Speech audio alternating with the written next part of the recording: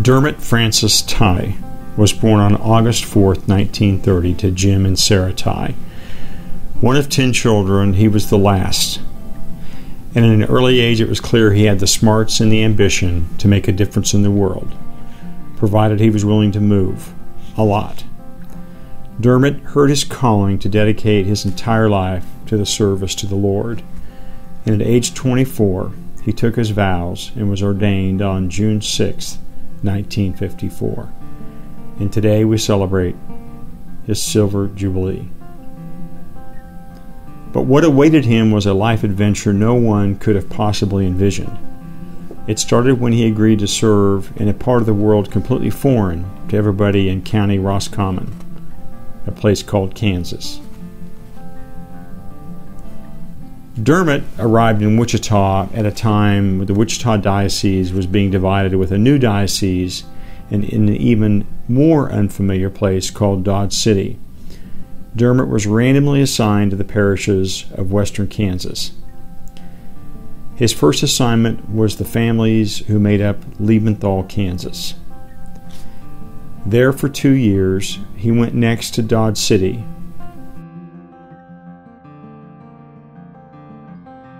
Following that to Jetmore, and then to St. Francis of Xavier Parish in Seward.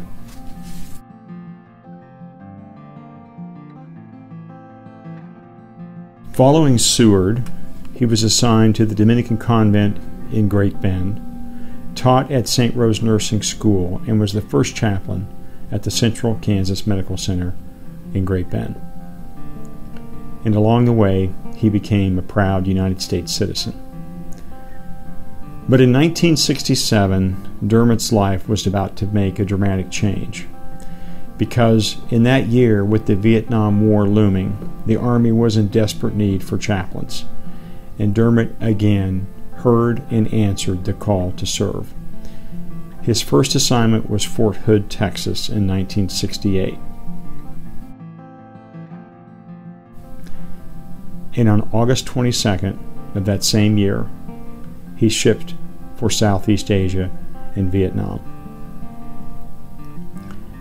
Vietnam is a part of Dermot's life that he does not like to talk about.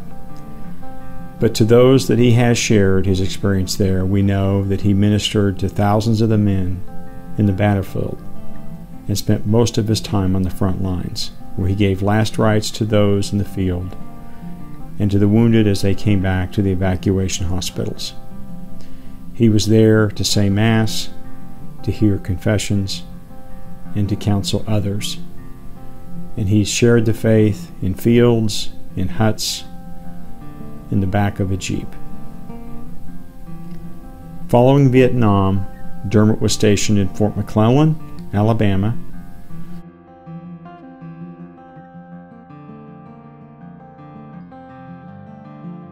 stationed in Fort Richardson, Alaska,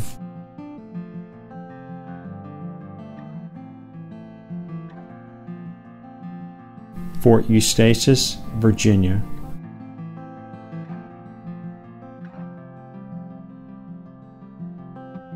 and eventually Washington, D.C.